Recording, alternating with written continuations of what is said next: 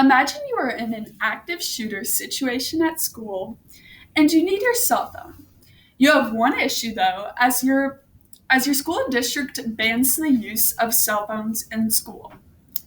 Well, according to TMJ News, over 77% of school districts ban the non-academic use of cell phones.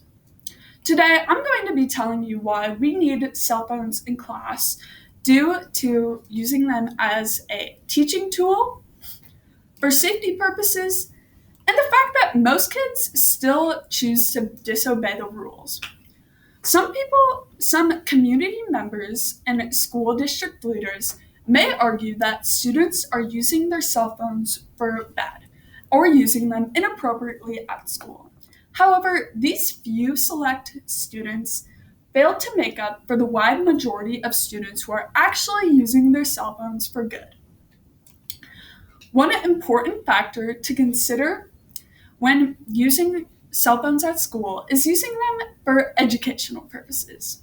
According to the National Education Association, teenagers at the age of 13 to 7, 58% of teenagers from the age of 13 to 17 own a cell phone.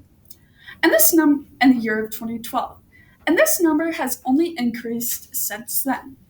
Because of this, many teachers are finding ways that kids can use their cell phones in schools. One of the most popular ways that teachers are doing this is by using engagement tools like Remind.com. In Remind.com, teachers can post challenge questions that students are able to answer. Teachers can also use cell phones in schools for science labs or to take a picture of something.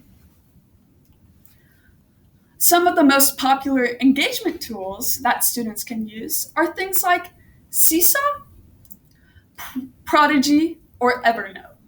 We need cell phones in schools to increase engagement levels for students and teachers. Now that we have talked about engagement levels, another important factor to consider is the safety of our schools. According to Teacher Columbia University, there have been 35 school shootings in the year 2022 alone.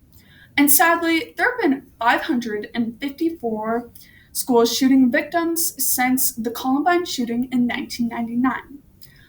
Imagine being a student and being in this stressful situation and not having your phone.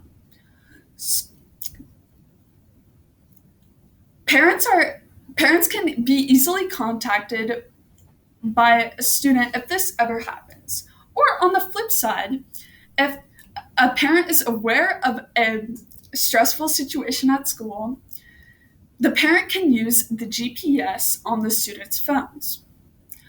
Also, if a student is aware of a stressful situation at home, such as a car crash, somebody getting injured at work, or a family member passing away, students can contact home very easily. According to Crisis on Campus, over 58% of college-age students are going through mental health crises.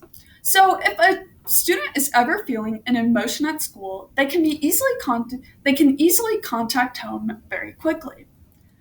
A final fact, now that we have talked about safety purposes, a final factor to consider is that many kids will still choose to disobey the rules. Many kids will still find ways to sneak their cell phones into school. According to Procrest, 202 school districts were interviewed about how their cell phone bans were going at school. Over 46% of them said that they were aware of students using cell phones in schools.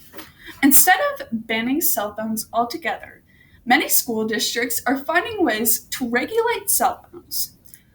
They're doing this by letting the teachers decide what is best for a specific classroom. Some things that teachers are doing to regulate cell phones in school districts is having things like cell phone pouches or point systems that students can use. to get rewards for not being on their phones. This definitely motivates students to not be on their phones. Bring! Well, it looks like I'm getting a call. So it is time for us to wrap up this conversation about cell phones. I have learned a lot during this speech, and I hope you have learned a lot as well.